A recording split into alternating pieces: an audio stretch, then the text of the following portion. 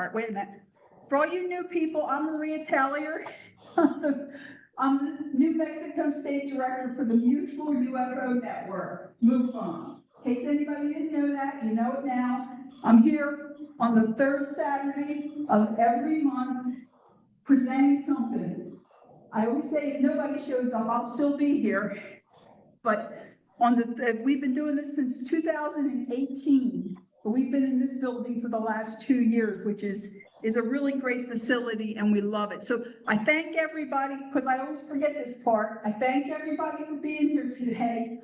All you newbies, thank you. There's coffee and there's donuts and refreshments in the back and a facility. Also, you people who show up all the time, thank you again. Thank you for all your help, and thank you for being here. We're going to get rolling on this.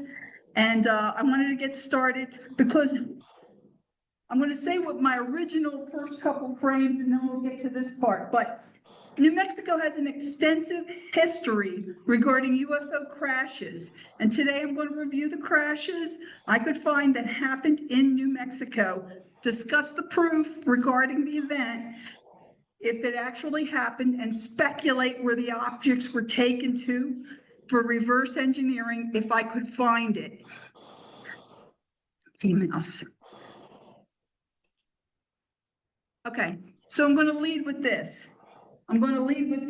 So this is, as we all probably heard, there's a lot going on about disclosure right now. President Obama said that, someone asked him if there were aliens, and he said, yeah, there's aliens. I've just never seen one. That's how the conversation started. Now everybody's jumping on the bandwagon. Well, we've been on that bandwagon a lot longer than most of them have. So, we're entitled to our opinion. But I got an email. I was saying about you guys about Google and stuff. I got an email from the girl who works at the El Paso Times. She's a reporter for the El Paso Times, and she wanted my opinion on the current disclosure thing that's going around with President Obama and the stuff the current administration is saying. And I was interested in that, so I wrote her a little dissertation. I know she's gonna, you guys know how I ramble. I doubt she'll print it all, but I told her she was entitled to print it all. And then this was my opinion. Please don't say this is Mufon's opinion. This is my opinion. And when President Obama was asked, are aliens real? He says, yeah, they're real, but I haven't seen them. And then he also said that the odds are good that there are alien life somewhere.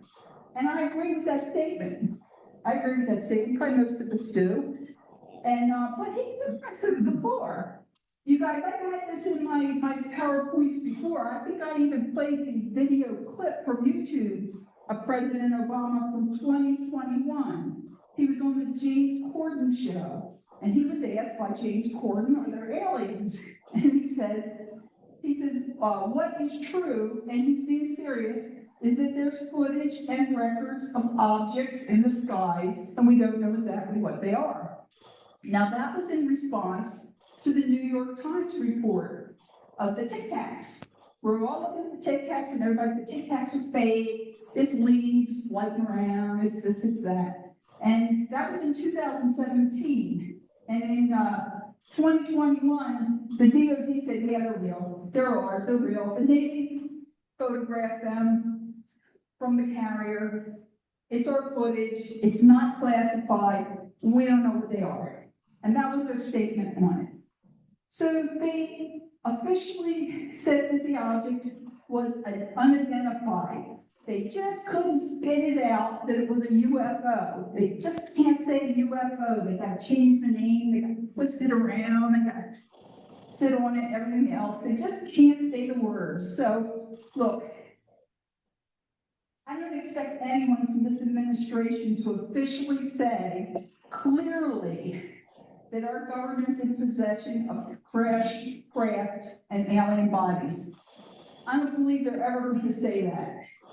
I think they're going to play the blame game and twist it into a political pissing match.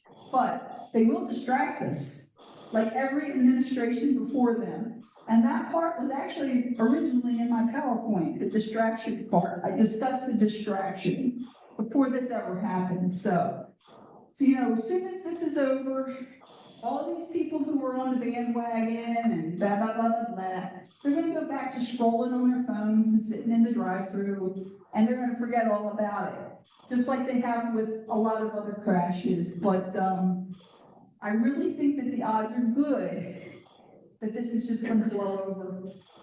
I really do. And that was my statement to the El Paso Times. If anyone gets the El Paso Times and my name's in it, please let me know. I don't read the El Paso Times, but that was my take on it. Now, this Jay Stratton, for you who watch Skinwalker Ranch, Jay Stratton's always lurking around. He's always lurking around Skinwalker Ranch. He doesn't say much, but you'll see him and he's watching and his eyes will get big. And his eyes really get big sometimes. He'll look twice, like when they do something, because he was the director of the government's Unidentified Alien Phenomenon Task Force. He was in the Navy, he was formerly in the Navy, and he was the leader of the NIDS investigation at Skinwalker Ranch from 1996 to 2002. Okay, he's a really big deal as far as that goes. He has a book coming out, so naturally, wants a little publicity, jump on the bandwagon. Yeah, come on, Jay. But he had indicated in 2025 in that documentary called The Age of Disclosure that he provided information regarding the existence and location of UAP and alien bodies to members of Congress and the executive branch. He did it in the skiff. Major Grush is always saying, hey, I'll tell you if you come in the skiff with me. And no one's letting him in the skiff to tell him. But Jay Stratton had already done that. Now, he told them where the bodies were, where the crashes were, and when members of Congress, members of Senate, members of the executive branch went there, they were told they weren't allowed in because they didn't have the proper security clearance. So the crash retrievals, I think, are out there. I'm going to talk in the next slide about the government crash retrieval program. And my opening line about this is the memo about the government crash retrieval program. If you have a crash retrieval program, you must have crash retrievals. Logic? Logic. So this is from Christopher Mellon. Christopher Mellon worked for the DOD and the Senate. He was a staff member from 1985 to 2017. He had the highest security clearances. You look at a lot of old interviews and things from the Oval Office. Chris Mellon's one of them guys sitting there in those big meetings. I remember seeing him in the meeting when they killed Osama bin Laden. He was one of them guys sitting in the war room. So Christopher Mellon has a pretty high security clearance. He was in charge. He was the Secretary of Defense, the Assistant Secretary of Defense for Intelligence in the Clinton and Bush administrations. So he is bipartisan, both sides. He doesn't take one side or the other. So this is his 2020 memo where he was discussing the Kingman, Arizona crash of 1950. And he discussed the management structure and the program that hides it. He found out that this memo was declassified. There was a dump when they declassified 2 million memos. He found his memo in there and he plastered it on his website so everybody could see it. And he brought it to everyone's attention. So I think that it's important. This has been out since 2020. And I just want you to know he is an advocate for UAP transparency in our government. He's a really good guy, but he is bogged down by non-disclosures that he's signed over the years. But he leaves little breadcrumbs that we should be following. We should be paying attention to what this man says. He just can't spill the beans or he'll be in jail or dead. But he is a good advocate to have in our corner. So crash retrievals, okay. A lot of you recognize these locations. Everybody in the back can see okay? Everybody back can hear okay? Good, because I wandered. Okay, so look, I was going to make a new map. I started making this map and putting my pins on the map. You see how many pins are up there? Oh my God. I've discussed San Antonio and I've talked about Roswell in previous programs here. I spoke about Aztec when we were up at Mad Coffee. You guys, the old timers, remember I had the little pieces of the little maps with the little red dots on them where all the stations were. We spoke about Aztec, but I never really drilled into Aztec too much. And I wanted to bring that up today. So I have a lot of sources. They have different points of view. And as I collected this data, I got 16 crash sites. And I just left them up on the map so you can look at them. But the ones we're going to discuss today have been mentioned in the national hearings. We've been having hearings, government hearings, and these places keep coming up by the whistleblowers, especially Aztec. Y'all really need to keep an eye on Aztec. Whistleblowers are talking about, they don't come right out and say Aztec, New Mexico. They say 100-foot diameter flying saucer with 16 dead bodies. That's Aztec. Okay, he doesn't have to say it out loud.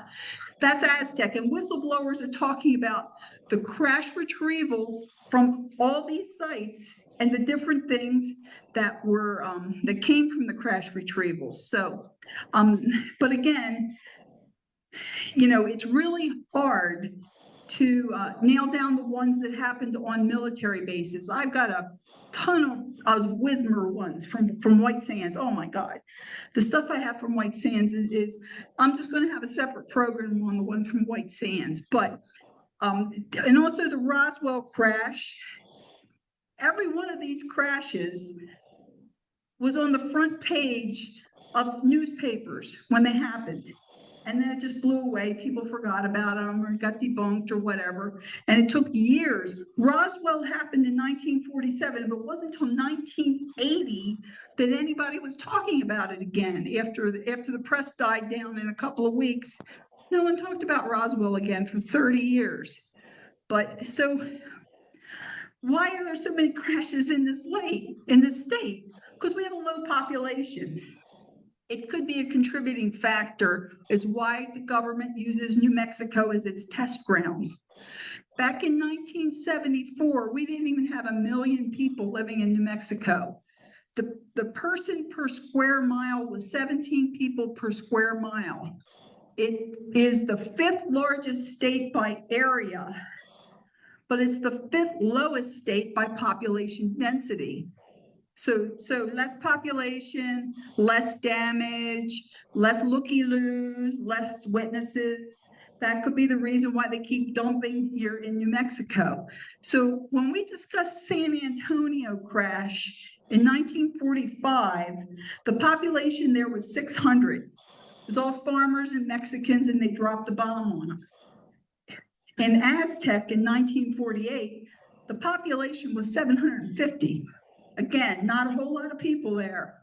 Roswell had multiple crash locations. The most well-known is Corona. Corona wasn't even on the census. They didn't even count Corona when that happened. Neither were the plains of St. Augustine or Noble Canyon. They had populations of 0. So that could be a good reason. So I'm going to try to keep these in chronological order, but we're going to start with the 1945 San Antonio crash. That book up in the corner called Trinity, The Best Kept Secret. It was a book that had 10 years of research to it by Paola Harris. Now, she had interviews with 2 New Mexico guys, Jose Padilla and Remy Baca, who recalled in great detail an extraordinary crash they witnessed when they were children, just 7 and 9 years old. Now, the important part of this, what I feel is the important part, is that Dr. Jacques Vallée joined the investigation in 2018. He brought a lot of credibility to this investigation and his knowledge of New Mexico. So, why is Jacques Vallée a big deal? So whenever he enters a discussion, I immediately assume our government has their fingers tied up into this somehow, because he has decades of government involvement in classified projects. He started in the 70s. He was the key computer scientist working on early computer networking and digital collaboration for the DoD. Jacques Vallée, developed the prototype for the internet. I know Al Gore says he invented the internet, but he didn't. Jacques Vallée invented the internet. He created one of the first computer conferencing systems, email. He's the guy is at the bottom of that. And he had a company, but he's the brains behind that one. So with having the computers, he got all the data to put into those computer programs. So Jacques Vallée had access to all that government data. Before him, if a base wanted to send somebody to another base, they had no way of contacting them electronically to let them know what that person's records were or whatnot. That was paper. Everything was done, I think, in 5 copies of everything. They mailed all that stuff around. But then Jacques Vallée came along with the computer system where you could get to that data. So it made him a very valuable resource, and he's a really big deal in the government. But he had access to records. Okay, so in 2023, legislation required the DoD to review UAP records dating back to 1945. But originally, the legislation said 1947. But Jacques Vallée put his foot down, and he said, nope. You got to go back to 1945 because of this crash. Because of the Trinity crash, you have to go back to 1945, and Congress did it. So when we start talking about the Trinity crash, in October of 2017, Jacques Vallée was on an archaeological dig in the plains of St. Augustine. He was looking for proof that there was a crash 1947 for Roswell in the plains of St. Augustine. He was still out there looking for that crash. He was having lunch at the bar with his friend Ron Brinkley, the Owl Bar and Cafe. It's still there today on 380. He was in the bar and he was looking around. He sees all these pictures of Oppenheimer and the bomb and all this stuff, and he was like, wow, this place has a lot of history. So Brinkley said, yeah, did you ever hear about the San Antonio crash 1945? It was right after the bomb drop. And Vallée said, no, tell me about it. So Brinkley told him what he knew about it. And Jacques Vallée, as he says, looked into it a little further, and he decided to join Paola Harris and investigate the crash. And he actually put his name on that book, which some people still can't believe he did that. So the crash at Walnut Creek, that's the orange arrow up there on my map. That is BLM land. It was leased to local ranchers for cattle grazing. It's around mile marker 139 on I-25. It's southwest of the intersection on 25 and 380. In 1945, San Antonio was cattle country.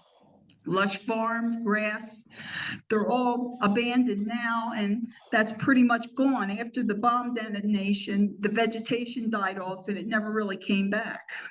So the crash in San Antonio begins at noon Thursday, August 16th, 1945. The 2 little boys, Jose and Remy, had daily chores. They rode horses along the fence line on the BLM grazing grounds that his father rented. It was 80 acres. While they were checking the cattle fence line, the boys saw smoke, and they followed it into a canyon because they thought there was a fire and they wanted to report it. Now, when they went into the canyon, they found a crashed object that they thought was an airplane.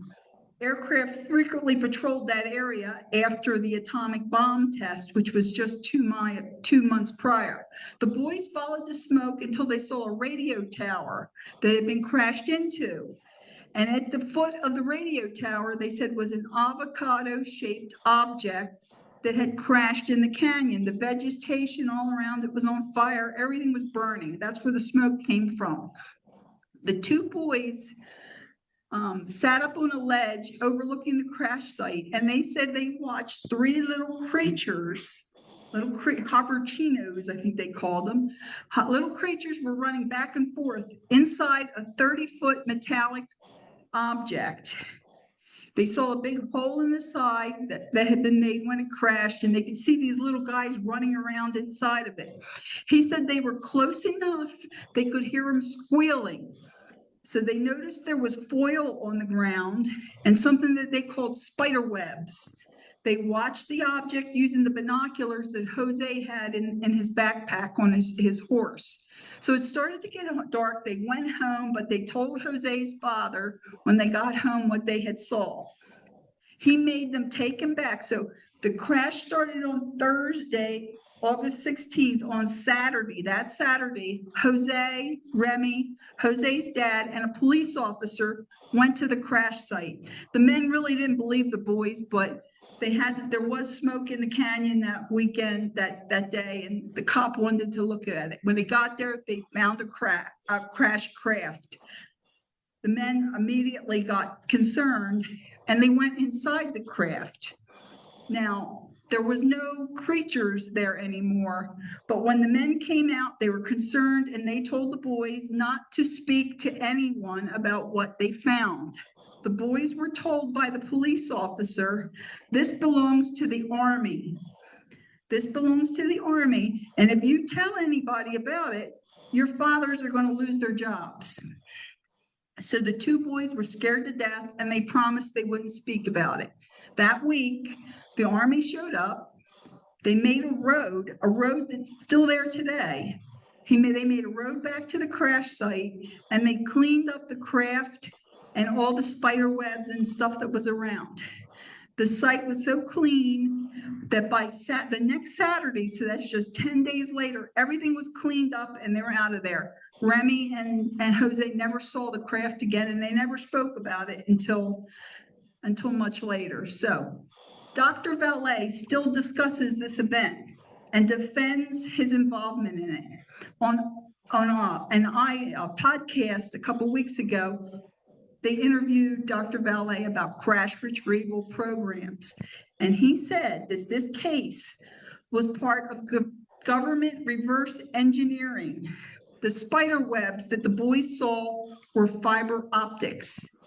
That's where we got fiber optics from, and that's where they were reverse engineered from. So why do we believe Valet? Again, he worked on Project Blue Book, the Air Force's UFO investigation program. And he did extensive research in the area regarding crash retrievals and reverse engineering. The fact that he is so adamant that this happened is the only reason I believe this thing. Because really, when I read this book, I thought those two guys, Jose and Remy, I thought they were scammers. I really, really did. I didn't believe a word they said. But I do believe what Jacques Vallée said, and the fact that he's so adamant this is a real deal makes me really believe that it did happen. They changed the name. The book originally was released as the San Antonio Crash. When the movie Oppenheimer came out, they changed it to Trinity to get more publicity, and they did, because the thing took off and it sold a jillion copies. But I also want to talk about Noble Canyon. Now, not our Noble Canyon, the one that's right here in Lincoln County. There's a Noble Canyon that's over in Socorro County, that had me twisted up for a while trying to find that. But it could be relevant, and this really could be the site that Jacques Vallée was looking for, because again, if you look at it on this map, it's almost right at that same intersection where Walnut Creek was. So this site has been getting a lot of traction lately because of the work by these two investigators, Ed Germain and Wendy Connors. The location of this site came from a former Air Force cameraman, and now I'm just going to say this real slow. The Air Force cameraman said that in 1948, he photographed the crash site on May 31st. He photographed the crash site and the alien autopsy.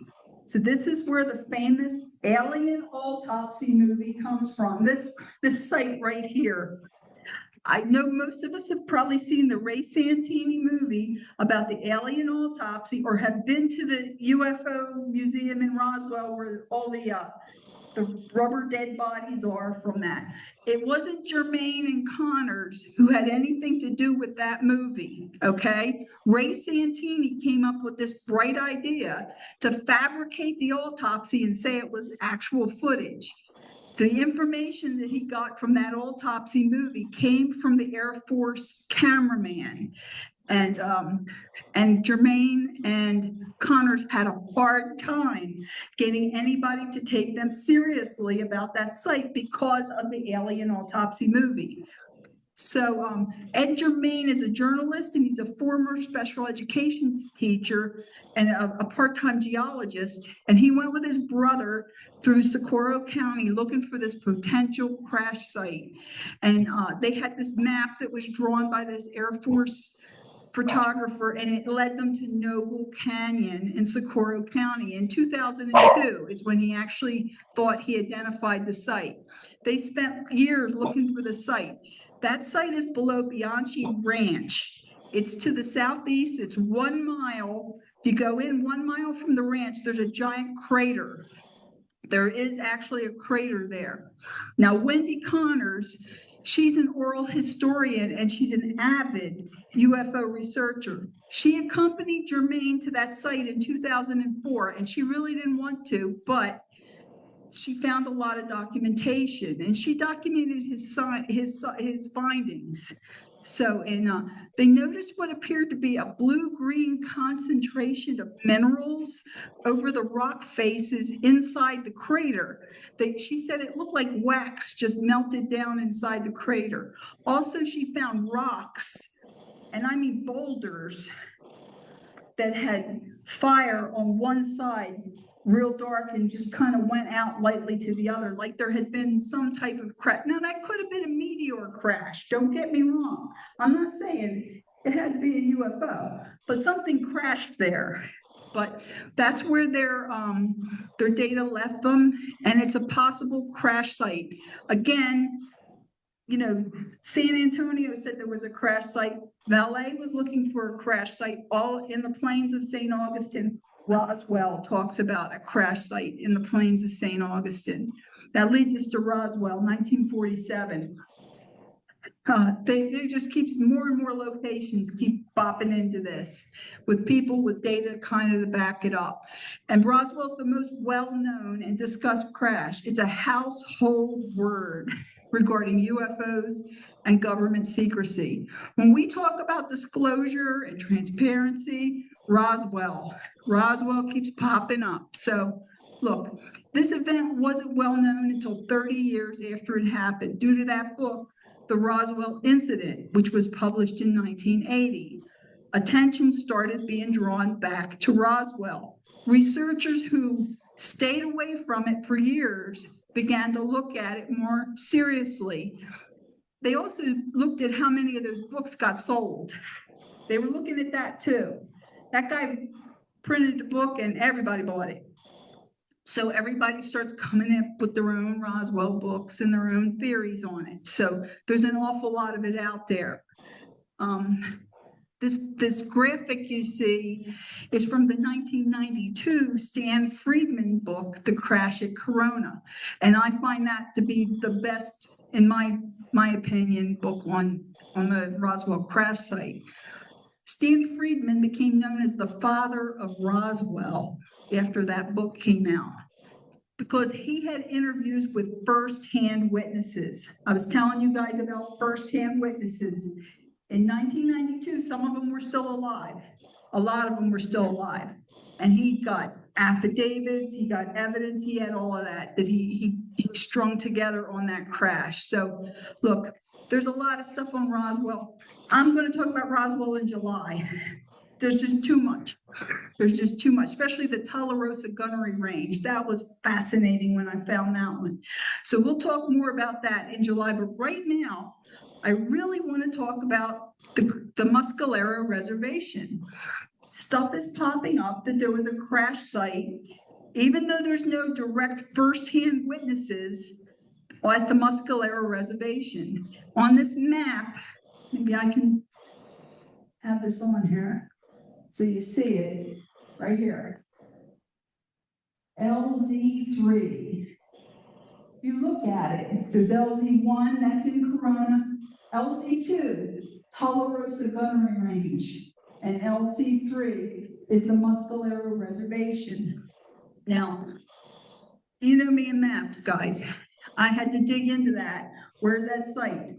Trying to find that site, and I have some good stuff on it, but it's in what's called Carr Canyon or Elk Canyon, up off of 82, right? That's 82. Yeah, it's up there. It's right on the very southern skirt of the Muscalero Reservation. Now, there's a lot of stuff up in there. I've talked to my friend Diana about what's up there. There's a supposed crater near the Wolford Tower, which is close. It's not right there, but it's close to that area. I've also found some weird stuff on using GPS and Google Maps that are in that area, which I'm gonna have to look a little closer to. Now this map, and this came up, I was watching Linda Moulton Howe. She has a weekly podcast, and she was talking to researcher Ryan Wood, and they both were aware of this crash, but they couldn't figure out the location on the reservation. They had Linda had testimony from people, ranchers in the area, and people who live on the reservation that there was a crash there at the same time as Roswell. So she has that information, and she was also told that it was either on July 4th or July 5th of 1947. And that the location is on the reservation northeast of Alamogordo and Holloman. So I'll look more into this. I also have one of our MUFON state directors who did a investigation in this area, and that's where she was. So she had data from it. But her map, Linda Moulton Howe's map is really cool. She has Corona circled the city, and there's the Corona site. Over here's Socorro. We were talking about the plains of St. Augustine and all that. She has that circled on her map. And again, like I said, this is inside of White Sands. It was White Sands Proving Grounds then. But that's the Tularosa Gunnery Range right there. And I found FOIAs, Leonard Stringfield information, a whole lot of stuff on that when I started digging into it more. And I'm going to look forward to telling you guys about that one. But I also think she has a circle here on Sierra Blanca. She has Sierra Blanca circle, and then she has Three Rivers State Park. She encircled that too. So I think that it's really interesting that she has all these locations tied to the Roswell crash that are right under our noses here. You know, we're really closer to it than I think we've been led to believe, but you know, we're kind of used to that. So I'm going to move on to Aztec, because really, yeah, I'm doing okay with time. I'm halfway there. I'm not at 3 hours. This crash has come to light, and it's the topic of these government hearings when they're discussing retrievals and alien body recovery. This crash was first reported in 1949 in Variety magazine. Frank Scully was the publisher of it. He wrote the story, and then he got such a great response to it, he decided to write a book. The book was called Behind the Flying Saucers, and it was published in 1950. Immediately, his credibility was attacked, and that's always our first clue. When people start attacking your credibility, that you're onto something. Scully was on to something, all right? You know that name Scully? X-Files? They named him Scully for a reason, her Scully for a reason, because Scully, poor Scully, he really got trashed, but he had a lot of stuff in there. And so what I did is I just took all the Scully stuff and I threw it away. I said, okay, none of that happened. We throw that away. What's left? What's left, and who's it from, and how did they get it? And there's still a whole lot of stuff there, a whole lot of stuff. Leonard Stringfield. Okay, so all the researchers say, Aztec, it's BS. And I got into an argument just 2-3 years ago with Kevin Randall at Roswell about this thing. And the minute I said to Kevin Randall, yeah, but Leonard Stringfield has it in his personal notes, he shut up. Because Leonard Stringfield is, his stuff is so untouchable as far as a note or investigation, because of his credibility, that no one can debunk Leonard Stringfield. You can't debunk him. So there was a lot of stuff in his notes. Now, Stringfield's notes are a mess. Stringfield died in '84, and he didn't tell anybody his witnesses. He took it to his grave, and he really took it to his grave. He put it in his will that you can't publish the names of his witnesses, even though they're all dead. You still can't publish their names. Mufon came into possession of his private notes by his family, and their only stipulation was black out all the names. You can't tell the names. So we did so, and that's where I got a lot of the information regarding that. But Stringfield acknowledged there was an event. He noted not only the location, but the date, March 25th, 1948, and it was taken to Camp Hale. Camp Hale, an Army camp in Colorado, is where the crash retrieval was taken to. At Camp Hale, it was chopped up, and it was taken to Edwards and Wright-Patterson for reverse engineering. In October of '74, a retired University of South Florida professor, Robert Carr, declared a perfectly preserved flying saucer was at Wright-Patterson Air Force Base, and so were the preserved bodies of 12 of the crew. It had crashed in 1948 in Aztec, New Mexico. According to Professor Carr, he obtained this information from a military officer who was drunk. The guy was drunk and he started bragging. The officer revealed that he had accompanied the flying saucer and its occupants from the crash site to Edwards Air Force Base. Carr began TV and radio shows, and that's when we hear about there's alien bodies at Wright-Patterson in Hangar 18. Professor Carr is where that came from, but Professor Carr was the only one out there saying it. No one had Stringfield's notes, but Stringfield's notes back up Carr's investigation. The Scully book, it stirred up a lot of controversy involving witness testimony in the background of others, but even if we ignore it, there's still a lot of relevant stuff. So there's another researcher, William Steinman, who had a huge book on it recently, Leonard Stringfield, but also more recently, there's 2 books from Scott and Suzanne Ramsey. The book is called The Aztec Incident, Recovery at Hart Canyon. And then there was a follow-up book, Aztec, the UFO Incident. Scott Ramsey worked for 30 years on that crash site, and he gained the respect and trust of the UFO community. And he continues to investigate the crash. Scott Ramsey said, this is crap. In 30 days, I'm going to prove this is all crap, and I'm going to tell everybody why. And in 30 days, he was hooked. He was hooked that it was real. He vetted all the testimony. But a short synopsis is that a saucer 100 feet in diameter, 18 feet tall, crashed into the mesa just outside of Aztec, New Mexico in March of '48. It was one of the most intact crafts ever recovered by the government at that time.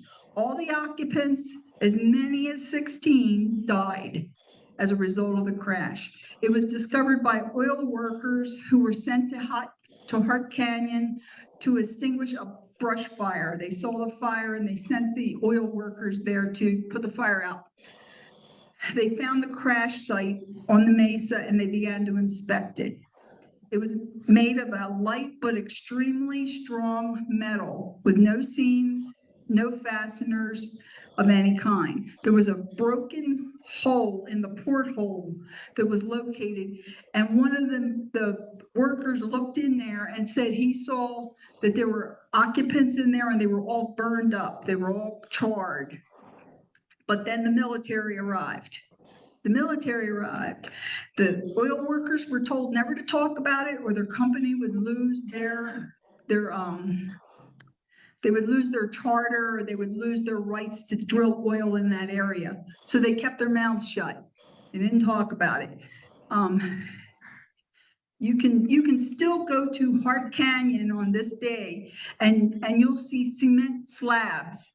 This thing was so big the Army couldn't pick it up. They had to bring a crane in. When they brought the crane in and the crane put the outriggers out, it sunk in the ground because this thing was so heavy. They poured concrete slabs to put the outriggers on, and you can go there. They're still there to this day. There's these huge cement slabs in the middle of the forest for like no reason. So there was a FOIA found on the website, The Black Vault, that the FOIA said that it took them 2 weeks to get the craft out of Hart Canyon, and that it was taken to an Army camp, Camp Hale, just over the border in Colorado. Various reports of bodies were taken to Wright-Patterson and Edwards and Los Alamos labs were also reported. Now, Stringfield has Aztec all through his personal notes, and he guarded those notes. We spoke last year about the Farmington Armada when there was hundreds and thousands of flying saucers around Farmington in March 1950. Hundreds and thousands of flying saucers in Farmington. Photographs were taken of them. The whole town of Farmington saw them. Stringfield said in his notes that that event was a show of reverence, respect, and honor for the dead at the Aztec crash, which is interesting that the flying saucers in Farmington were back to honor the ones that died in Aztec. That was in Stringfield's notes. So, and those ones in Farmington didn't crash. They were just flying around in formation. So there are many local witnesses to Aztec, not just who we're talking about. Steinman's first witness was a goat rancher, Valentin Archuleta. He was tending to his flock. He heard a sonic boom. He witnessed a flying saucer wobbling and it crashed into the mesa. Sparks flew, it caught on fire. Archuleta said he didn't have a phone, but he went to town and he reported it to Kirtland Air Force Base. The local mercantile let people use the phones. Not everybody had phones out there.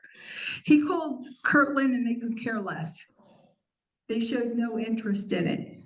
Now, Archuleta was a highly credible firsthand witness. He was former military and he was a survivor of the Bataan Death March.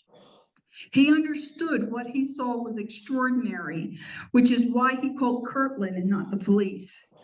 So Steinman said in his book that this crash had a lot of witnesses that gathered at the site. Oil workers, ranchers, police, a county commissioner, and a preacher. The preacher was there and he was running around blessing the dead bodies, and the Army threw him out of there. He was so shook up. On his way back to town, he stopped at a church to pray, and there were people in there, and he told the people in the church what he had just witnessed. And they couldn't believe him, but they all sat and they prayed for the dead aliens. But, you know, on top of that, there was, if you don't believe anybody else, you know, the preacher was somebody who really was affected by what he saw. So they said that the witnesses said they found that the 100-foot craft was almost intact except for a hole the size of a quarter in the dome. And one of the witnesses grabbed a pole from his oil field truck and he started poking inside that hole and a door opened, like a door. There were no seams in it. When he poked that stick in there, a door opened up. And when they all looked in, they could see the dead bodies. So the Four Corners region, the Four Corners region was used for radar testing. Dr. Wilbert Smith, a Canadian, he spoke a lot about this site. Now, after World War II, our radar didn't go more than 125 feet. 125 feet. It didn't go that mile. I'm sorry, 125 miles. And our adversaries on the west side, on the west coast of the United States, the airports were too far apart. And if our adversaries knew we could only go 125 miles, they could fly in between and come in undetected like they did at Pearl Harbor. So right after World War II, there was a new government agency, the FAA. The FAA came right after World War II, and they said, okay, we've got to get radar capabilities that we can cover this terrain, cover this area. And they were trying to get out 200 miles. But according to Dr. Wilbert Smith, that this ray that they used to do this was dangerous. It had high radiation, and anyone who came into contact with it could get hurt. And that's why in 1952, they stopped the program and the direction they were going in. They stopped it because of the radiation danger. Now that's fact. That's fact. Now, Dr. Smith later became the head of Canada's UFO investigation department. It was called Project Magnet. Interesting, called it Magnet. And he spoke in that the dangerous ray affected the onboard systems of the UFOs that crashed in the Four Corners region. That's in Canadian history. That's in Canada's government documents. You can look them up, and I did. I looked them up, and I did. It's stated in there. And I think it's interesting when we talk about magnetics and Dr. Smith. Scott Ramsey, the guy who wrote those books, he was in the magnetics industry for 30 years before he ever started writing that book. I think he maybe found out about Dr. Smith's information while working in magnetics. So I think it's profound. And my theory has always been that somehow they move due to magnetics in our magnetic field. That's always been my kind of theory regarding flying saucers. Lastly, last one, guys, Socorro. And I say Socorro is a crash, not just not a flyby. I say Socorro was a crash. April 24th, 1964 at 6:50 p.m., patrolman Lonnie Zamora was chasing a speeder down South Park Street in Socorro. He could see something to the southwest, out of the corner of his eye. He saw a big blue flame, and he heard a loud roar. He thought there was a little dynamite shack there, and he thought somebody blew something up in the dynamite shack. So he abandoned his speeder, and he went off into the desert to try to get to the dynamite shack. Now, he said it took him 3 tries to get up a dirt road to get over to the other side of the mesa. It took him 3 tries to get his car up that hill. When he got to the top, he could see he was 450 feet away. He saw a white object. He thought it was an overturned car. He said he thought it was a Volkswagen. He thought it was an overturned Volkswagen. And he saw 2 children standing next to it. He used the mic in his police car, and he called for assistance. He asked State Police Officer Sam Chavez to come to the area because he knew he was very familiar with the area. He told him where he was, and he was driving over there. He was Bajan because it was, boom. So as he was going, he heard 2 really loud bangs, so he stopped his car and he got out. He said he took 3 steps in the direction of the sound, and he saw the object. He saw it down in a gully to his left. He was 150 feet from it. He said it was a white egg-shaped object on 4 legs. It had a red insignia on the side, and he was looking around. He couldn't see the 2 children. He was looking for the 2 children that he originally had saw. As he was looking, he heard an ear-splitting roar, and the object started to kick up dust. He fell to the ground and he looked up and he saw that the object started moving upward. It started taking off. He said it was to his southwest. He got up and he started running after it. I don't know what he thought he was going to do, but he started running after it. He ran into his car and his sunglasses fell off. But he still saw the brilliant blue flame. He said it was 3 to 4 times as long as it was wide. It made a high-pitched whine, but it only rose shallow and it wobbled. He said it was kind of slanted and it was going off to the west. And he said it only rose about 20 feet off the ground, and he was sure it was going to hit that dynamite shack. It was headed right for the dynamite shack, but it missed it, just missed it.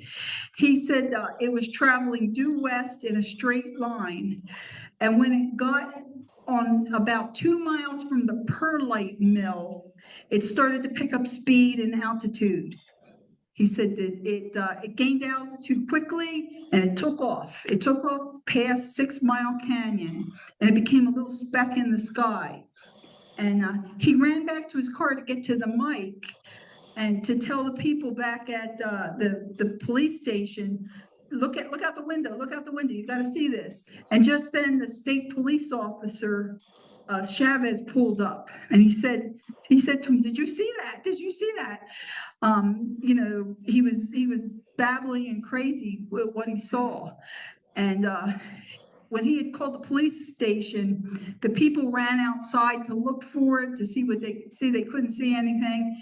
And so a couple of police officers were there. They ran over to the gully where he was to help him.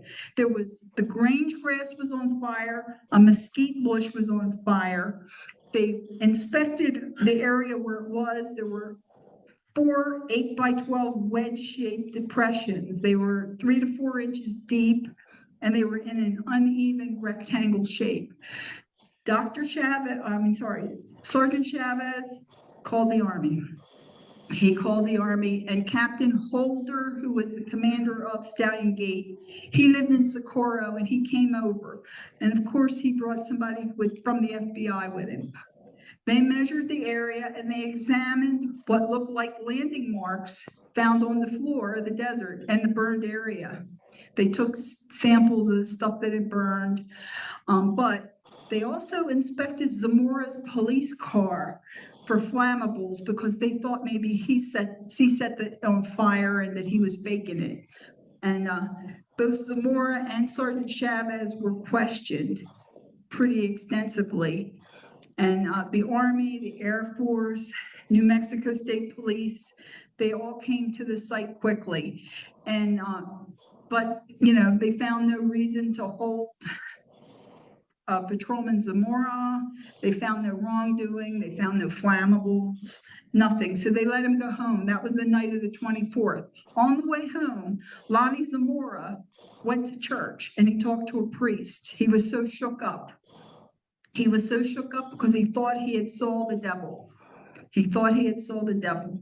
So Project Blue Book investigator J. Allen Hynek was on the site Monday, the 27th. He said that he found Zamora to have an excellent reputation for honesty and integrity. The credibility of the witness, Lonnie Zamora, and the overwhelming evidence of this site has never been able to debunk this as being fake. This has always been, no one's been able to say this is fake. They could find no reason for that. The Sapporo crash made J. Allen Hynek a believer. Before he was an astronomer and he thought UFOs were crap. So after this, he became a believer in the phenomenon. He told the CIA that the Zamora experience was the most puzzling UFO case he had ever dealt with. Now, the Army let everybody walk all over everything. They didn't care that they ruined the site, but luckily, investigator Ray Stanford and the newspaper, The Chieftain, they came back. They snuck back to the site before everybody trashed it, and they made plaster casts of those indents. There's a lot of really good books about the Socorro landing. That book you see in the left corner, Socorro Saucer in the Pentagon Pantry, that was written by Ray Stanford, who was one of the first people on the site. If you go to eBay or Amazon and you put that book in there, it's going for $500. I got one and I lent it to somebody and never gave it back to me. I know. I know. Dumb. I know. I lend my books out. I'd rather people read them after I do. But it was a great book and it had a lot of his evidence in it. So those little rocks that you see, that picture of Officer Zamora, you see rocks. Ray Sanford put rocks around the little indents that he had made plaster casts up. He actually, this story is in there, and I saw a podcast from other people that said Ray Sanford, when he was walking around the site with Dr. Hynek, he noticed there were metal shavings around where those feet prints were from the craft, but he didn't tell Dr. Hynek that he saw metal. He kind of kept that to himself. And when he snuck back later to make those plaster casts, he scooped up all the metal shavings he could find, and he took them out of there. Now, he made the mistake of sending the little metal shavings to what was called the Goddard Center. He sent them to the Goddard Center for analysis, and they lost them. Sadly, they lost them. Now, it's said that he kept some of the little metal shavings, but he's died, and people tore through his stuff looking for him. He must have buried them somewhere, and he stuck them somewhere, and nobody's been able to find them. And also, other people who were close were the APRO group, Carl and Jim Lorenzen. They were notified Saturday morning of the crash, and they were there Sunday. So they had talked to Officer Zamora before everybody beat him down, because people were just tearing this guy up, asking him questions. And that little red insignia you see, there's a drawing to the right of it of an 8th grader drew that little flying saucer because he said there were no pictures of the flying saucer, so he drew one. And there's a little insignia on it with a little circle at the top. The FBI asked Lonnie Zamora to not say what the insignia looked like. He said, say something, say anything, but don't say what you really saw. He said, because they wanted to weed out the crazies, the people who said they saw it and would describe the circle on the top of the object. But Carl and Jim Lorenzen were there Sunday before Lonnie said, okay, I'll do it. Because originally Lonnie said, no, I'm not going to lie. I didn't lie. But they beat him down on it, and he did say it was different. But that little red drawing you see of the little triangle shape with the lines, that's what Lonnie Zamora drew on a piece of paper for Miss Lorenzen. And she said, screw you, I'm gonna report it. I'm not gonna lie to anybody. And in October of '64, Fate magazine did an article about this event, and she put this is the real insignia. And it just caused a lot of controversy. Lonnie Zamora left his job with the police department at the end of '64, but he stayed with the city of Socorro. He went to work at the dump, but he didn't like to talk about this at all. So this is my list. This is really my list, my original list. I'd still be babbling if I talked about them. Many of these cases are from Len Stringfield, and you can see how many of them were at White Sands Missile Range. There was an awful lot of them at White Sands Missile Range, and there's FOIAs and there's evidence to back that those events happened. And I will bring them to you when I do my presentation on White Sands at a later date. So another good thing about Leonard Stringfield was this was before there were copy machines and cell phones. So people would slide him the memos. MUFON has his documents. People who worked for the DOD and whatnot, they would have memos on this stuff. They would slide into him and let him keep them. So he has a lot of evidence to back this stuff up that it really happened. And, he guarded them. He guarded them with his life. And, So like I said, I'm going to have a lot of other programs about crash retrievals, and especially about Wismar. And as always, in July, we got to talk about Roswell. But I'm going to move on to the end here, I promise.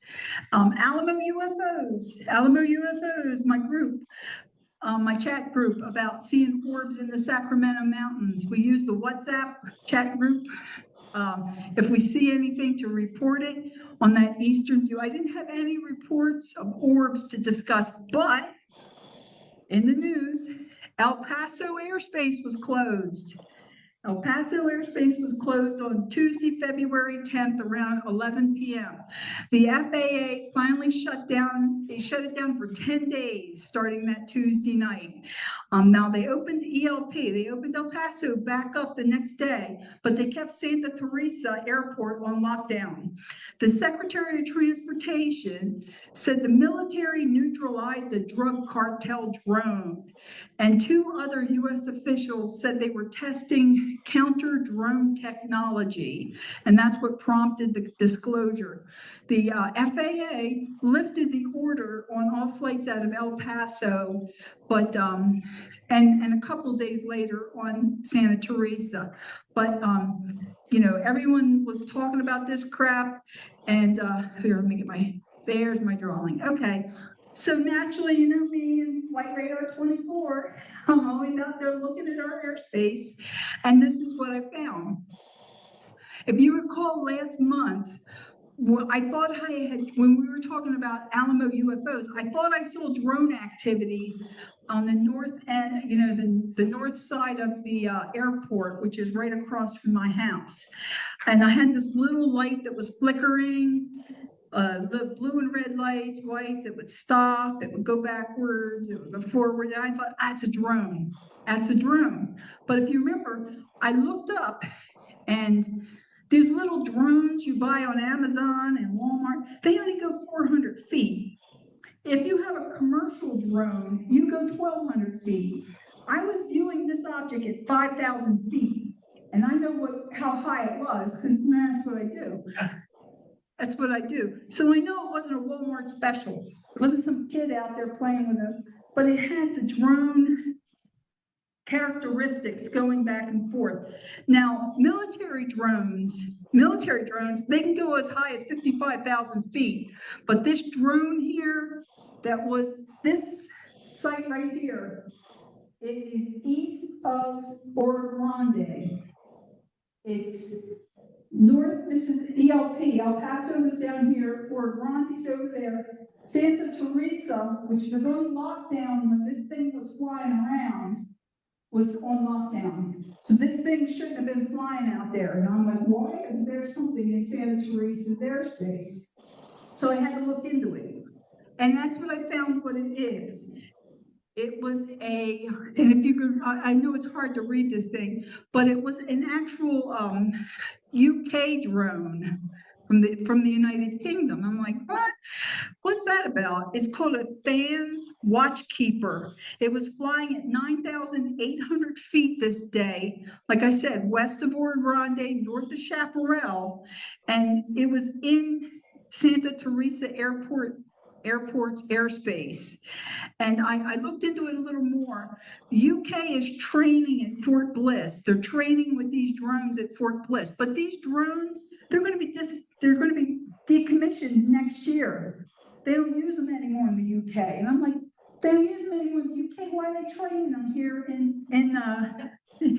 but again, and the reason why they're decommissioning them is because they crash and they're unreliable. So again, they're testing crap in New Mexico. They're not testing this in Texas. This is New Mexico. They're flying these things around.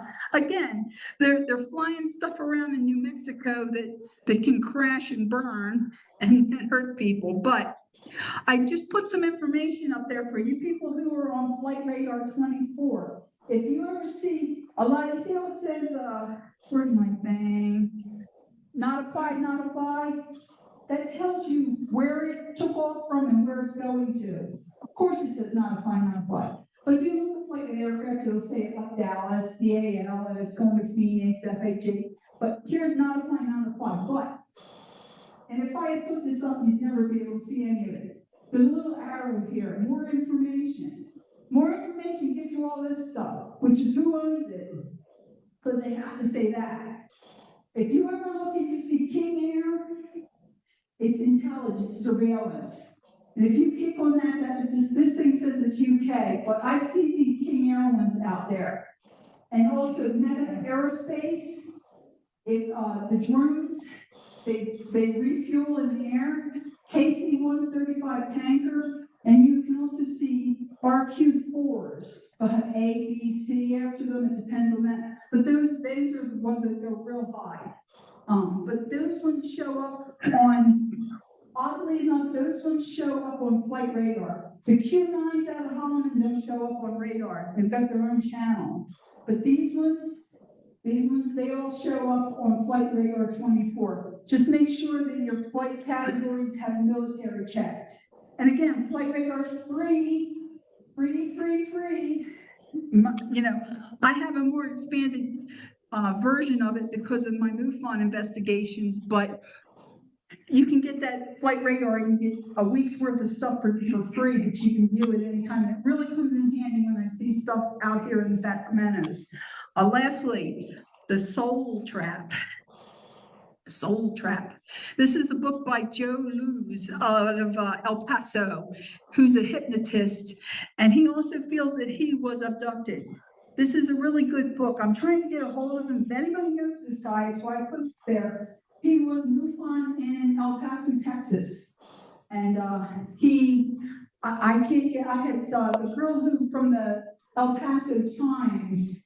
She gave me his contact information because I asked her, I'm looking for people for our meetings, and she gave me this guy's name. So I looked him up, and it seemed pretty interesting. I'd like him to do a review of his book and tell us about his abduction experience. I think we would all really like that. The other thing about me talking to the El Paso Times, I forgot this part. She said she was going to advertise our meeting in her interview. So I said, you know, if I can get free advertisement, I'm on it, you know.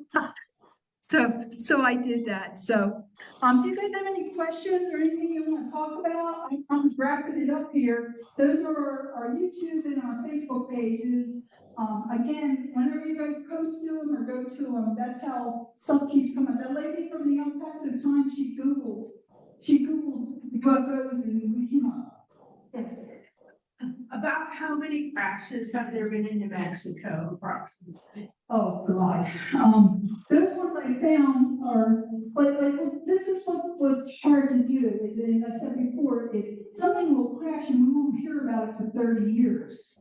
But as I was gathering that information on the 16 that I got just in a month of gathering information, those were all prior to 1974 that I could find. Now, as far as I couldn't find anything in MUFON that said it was a crash, but we never really know. I mean, if somebody sees something on the ground, they're just reporting that they're seeing a crash on the ground. I had a guy in Deming who not too long ago who had something he saw on the ground, and he didn't say it was crashed, but he saw it was on the ground. Something was walking around outside of it. Could have been a crash, could not have. I wish I could nail it down to more. No? Is there a lot of speculation on like what caused them to crash? Because like New Mexico is known for like having the first radar array and some like other things, and it's almost like a triangle area. Yes. Where like they're coming down, and that it might be like our technology taking them down. It could be, but again, back to the Will Smith from the Canadian, that's exactly what he said it was. That we were trying to get our radar to go further and further, and it was knocking the objects out of the sky. Some people said that that's radiation. They also, I've also seen speculation it was microwaves that they were using, because that was new technology back then. I don't know if you guys remember the first microwaves. radar ranges. They were called radar ranges. I had a radar range, I think $300 for it. It was this little stupid thing, but it would melt your skin. Yeah. I mean, they didn't have the technology under control. They just started selling them. Even in the 70s, they sell anything. Around that time, they were also using EMFs. They Yeah. were really starting to do a lot of, No, you're exactly right with that. Hopefully, if there's really going to be disclosure and they're going to turn this crap over. And there's an awful lot of them. They released 2 million memos. People haven't gone through all those memos yet. As people dig through them and read them, and real people who know what they're looking at when they read them, I think we're going to find that there's a lot more of that technology out there. And I think a lot more crashes we're going to be aware of. But there's obviously a crash retrieval program. We were just, I'm sorry, I always bobble back and forth, but the Jake Barber stuff with the A, there's a contractor who picks objects up and takes them to locations. Okay, that's part of the Jake Barber thing, where he says he goes in and they scoop it up and they take it somewhere. You know, that's a crash retrieval. You call it whatever the hell you want to call it, but basically that's what it is. We don't know because it's a contractor. Contractors aren't governed by FOIA, and they don't have to. If you remember the statement by the administration, he said he was going to talk to government agencies. This ain't even about contractors. Back in 2023, when they were trying to get this legislation, the first thing they cut out of the legislation was making contractors be accountable for what they're doing using our government money. And that's the first thing they cut out of that bill. So contractors, and I'm not saying they're all boogeyman because we're all employed by them in some way, but they don't have to answer. They don't have to answer to the, to Congress. It seems these days nobody does, but basically in some ways they do have to answer to Congress for what they're doing with our money. But we're lucky that Bob Bigelow is telling us what he is about Skinwalker Ranch. We're lucky that some of this stuff that's the only way we're finding out about this stuff is from that. So I'm sorry, I didn't babble on that. There's anybody else out there? Anybody else? Okay, we're good. Okay, we're good. We're good. So, do I have anything else on here? Yep. Next meeting. Next meeting is March 21st. March 21st is our next meeting. I think I want to talk about the Phoenix Lights when something else turns up. Anything can turn up, guys. But, again, I want to thank everybody that helps me set it up, put it down, all my moral support over there in that corner. That's fine. Everyone who helps me. Oh, yeah, and that's right. This is my last week working at the base. I retire on Friday.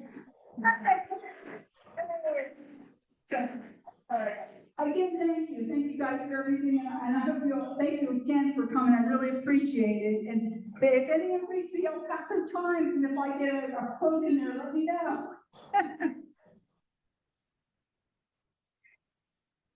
Thank you, Mr. Wolf.